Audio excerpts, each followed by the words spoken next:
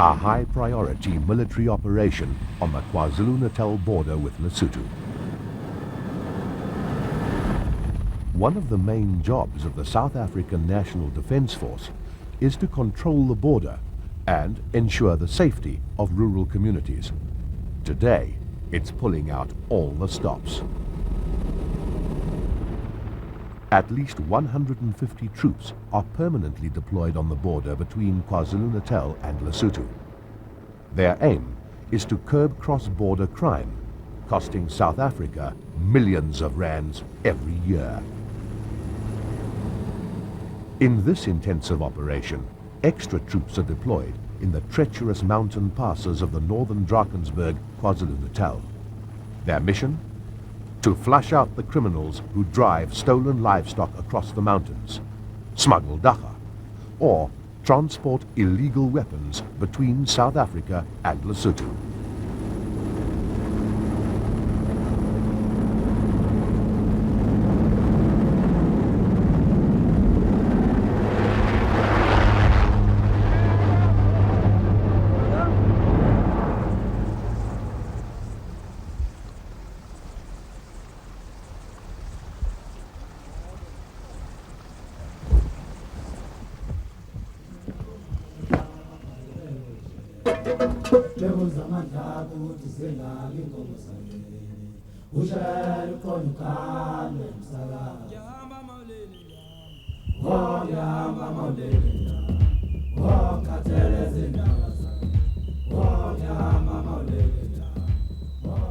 About 200 kilometers further south, border farmer John Mishaw and two of his workers are on a mission of their own. Stock thieves struck under cover of night at Mishaw's farm near Underberg in the southern Drakensberg.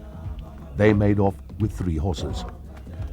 Just hours later, Mishaw is hot on the trail of the criminals, and the spoor leads straight to Lesotho. Like many of the frustrated border farmers, Mishaw has taken the law into his own hands. Every time his livestock is stolen, he follows the trail, even if it means crossing into Lesotho.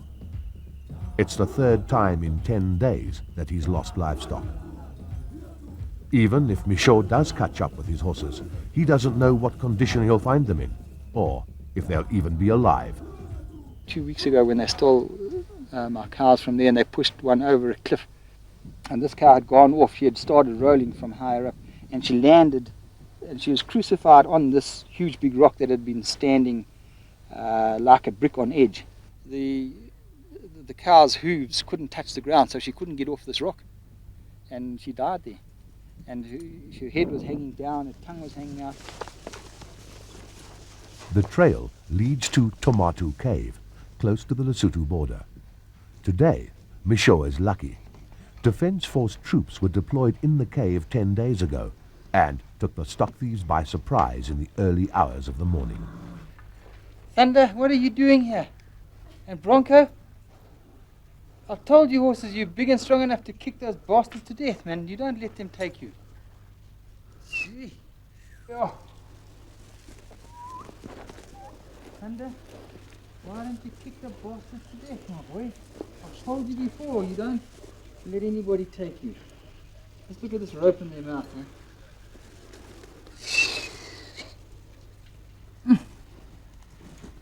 Sometimes they put wire in here. Whoa. I must loosen these things here. There you go. Hey, my boy.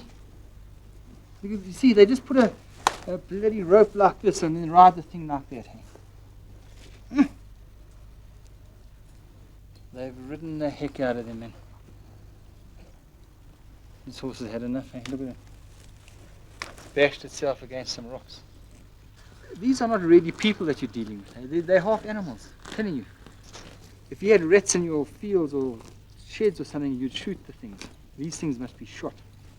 You'd probably find that they would use it for own consumption, because Basothos eat horses. And if they had more than they needed, they'd sell one, get some money. But I just wonder if they're not collecting horses to use in future, you know, for future stock theft raids. Thank you, you guys did an excellent job. We don't often catch them like this. We just hear the footsteps of the horses. Yes. Then he was just trying to run away this side. On the horse. Yes.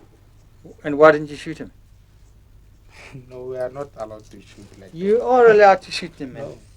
This is bloody vermin. that. We shoot on command. This is a Basotho's gun. Don't think that he's got to use this to shoot you. He'll hit you with a stone here from 30 meters away and you'll be dead. So if you see a Basotho at night and he's stealing cattle or horses, you shoot. Michaud's family has been farming in the Bushman's Neck area near Underberg since 1889. Once a prominent farmer in the district, Michaud is now considering giving it all up. These cattle are the result of about 30 years of breeding. And that's why I get so mad when they do take my cattle. In about 5 years or so, they've stolen over 200 cattle from me, 201 cattle, of which I've got about half back. But the half that I've got back, I've had to sell because if those cattle have been up there for a while, they've got disease, so they bring back venereal diseases. So you've got to sell those animals for much less than they were worth. So it's not just the theft of the actual animal that's a loss. It's 30 years of work that's a loss. And they're just whittling my herd down and down and down. So it's going to take me an awful long time to get back to where I was. Like 5 years ago, where I had 700 cattle. Now I've got 250.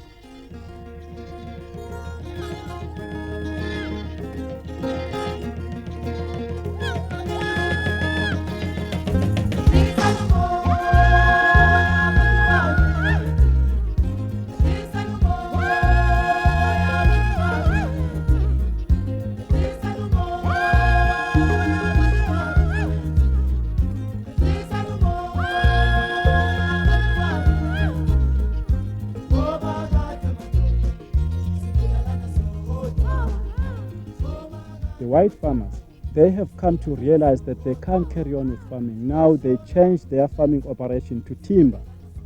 So the Basothos has nothing more to steal from the whites. Now they're coming more in to us now. We never owned the farms right up to the back. It was only the white farms. Now they're coming inland to come and steal from us now because all the farmers are giving up. The Loteni district, north of Underberg. David Taylor's family has been farming here for 3 generations. In a desperate bid to keep the land, Taylor and other black farmers in the area have also taken up arms against the Basotho stock thieves. We have to act very aggressive and face the consequences later. You see, why they still carry on stealing? Because we don't actually fight with them. We can't manage to lose the cattle. This is my business. Look, there's nothing else I can do without these things, without the farm. That's where I make money. My eyes are full of tears because we have suffered a loss here. So I must try by all means to protect my property. Whether I kill but to protect my property, I must try everything, of which we are going to do it. In the northern Drakensberg near Bergville, the conflict against Basotho stock thieves has turned nasty. There's little left to remind 84-year-old Skinny Madladla of his son, killed in the violence that broke out earlier this year. Tulani Madladla was part of a heavily armed Zulu impi who went into Lesotho 3 months ago. His family says they went to claim back their stolen livestock. Tulani and 2 other men were killed. A 17-year-old boy was arrested. He's still detained in Lesotho. The police say the Zulu farmers wanted revenge and stole some Basotho livestock. It wasn't the first raid by Zulu farmers into the neighboring country, but this time the Basotho livestock owners struck back. Now, many of the Zulu farmers are saying the age-old conflict has turned into war. Ngawubona umzimba wakhe kodwa imbali. Wow. Ngekho lokhu. Ingekho lokhu. Sedliwe izinkalankala yilwane emanzini. Kumhlophe konke la. Bona ukuthi izilwane ziyamdla bezibadla. The Basothos, really, to be truly speaking to you, they actually declaring the war between these two countries. Ngibone ngathi benzimpi abesu. So we thought, look, as we are black farmers, we must try to do something about this. That's why I say we feel that we must fight them.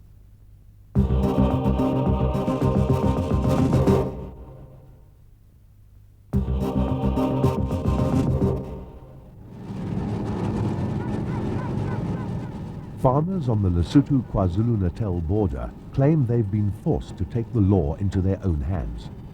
They say South African security forces don't do enough to stop cross-border stock theft. But the police and defense force say it's not that easy.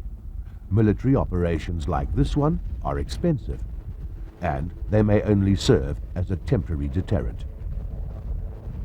They're aimed at squashing intricate cross-border criminal networks, and the stakes are extremely high.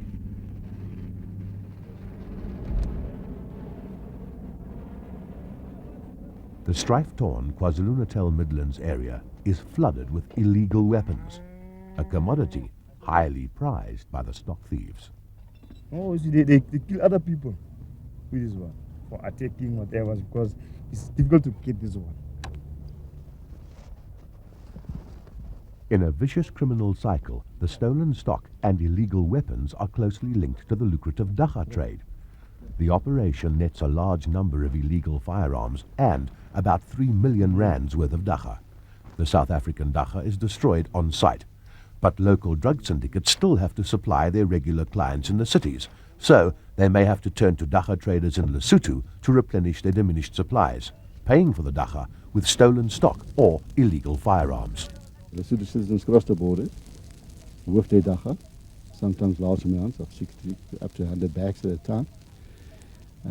Trade the dagga for stock in South Africa, and mostly those stock are stolen stock. And to protect themselves, they are armed. They are highly organized. They know the area, they're very, very observant. They have contacts, local contacts here. So their information and their intelligence is extremely good. About 70% of the land on the Lesotho border is controlled by KwaZulu-Natal Wildlife. The Defence Force has armed and trained 140 wildlife rangers as commando members. They act as the eyes and ears of the army on the ground and help in follow-up operations. The farmers demand that the mountain passes on the border be blown up in an attempt to thwart stock thieves. The police want a road built across the mountains for faster access to Lesotho when they're in hot pursuit. But these requests are unlikely to be granted. This vast conservation area has been declared a World Heritage Site. The stock theft units on the border regularly patrol the mountain passes. Like his colleagues, Inspector Blasius Molefe of the Bushman's Neck Stock Theft Unit has to cover a huge and inhospitable area. The border is over 250 kilometers long. There are only 2 official border posts and more than 50 unmanned crossings. Here, there's at least a reminder of border control. In most other areas, a clearly demarcated international border is hard to find.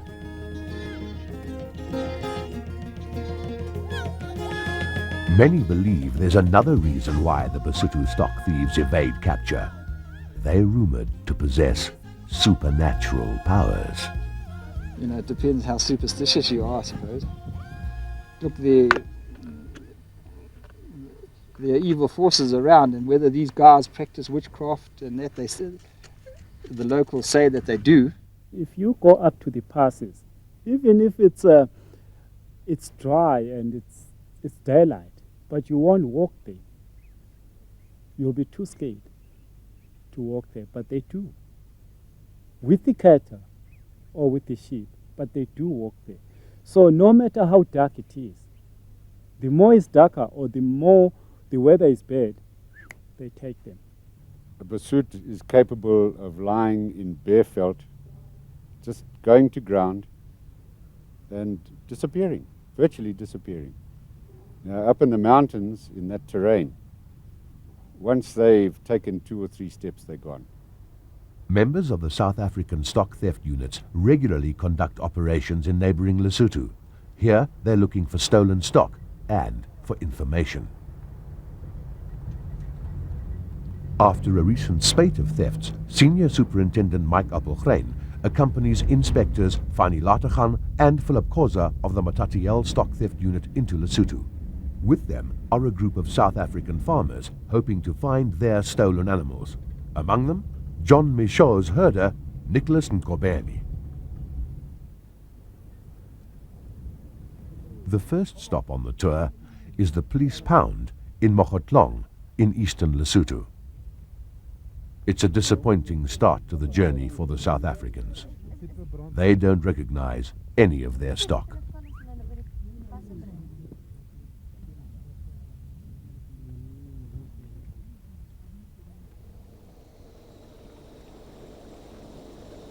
The next morning, the group travels south to the stock pound at Mashai police station.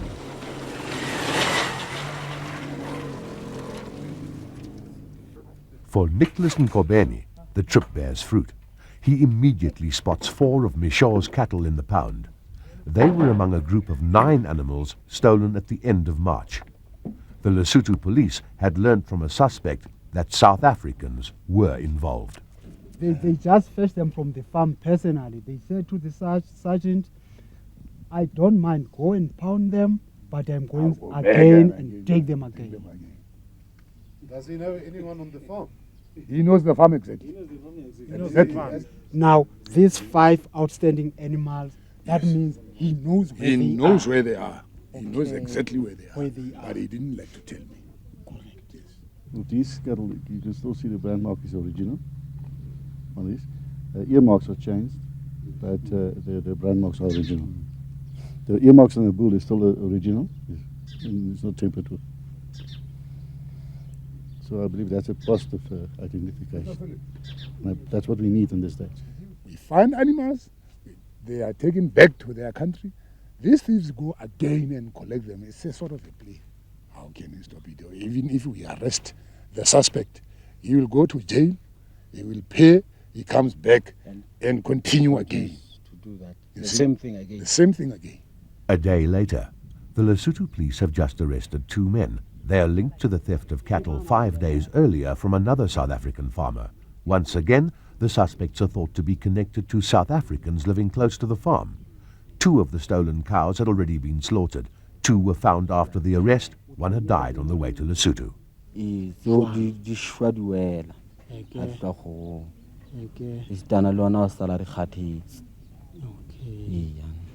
It's a link.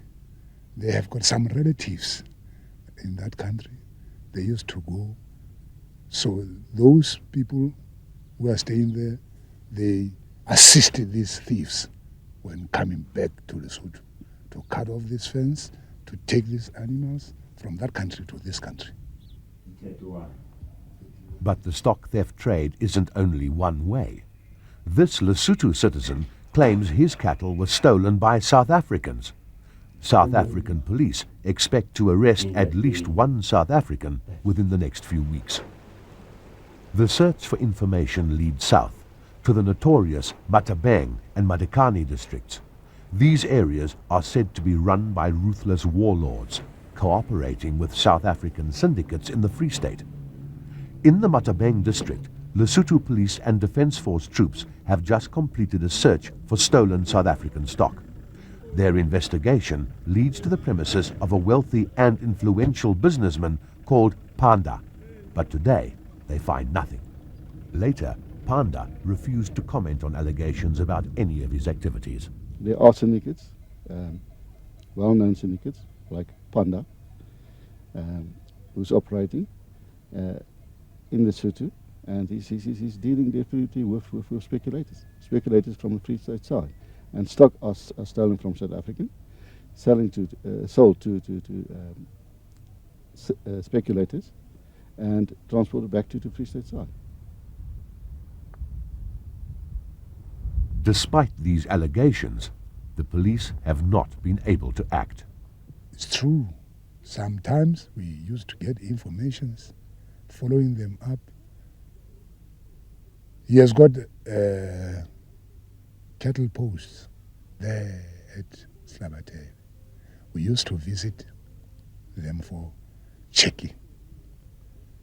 But if he can get an information that we are coming, he'll drive them away. We'll just find them grazing there. Nobody will be responsible for them. You see? The main problem is the lack of evidence. I don't think Panda is stealing himself. He's got his runners stealing for him. And on this stage, there's no real connection or real evidence to connect him with the selling of stock to speculators. It's a lengthy process to positively identify South African stock in Lesotho pounds. If a claim is disputed, a civil case may drag on for up to 4 years. Often, the skins, horns, or ears of South African animals are the only evidence left. The biggest problem at the moment in pounds in Lesotho is that there's no grazing at all, and stock are dying. As long as there's not enough intelligence to destroy the syndicates, stock theft will continue. Animals will die in Lesotho pounds, and the South African farmers will have to keep on fighting against overwhelming odds. If they steal my cattle, they actually physically has killed me already. So what's more must I be scared of?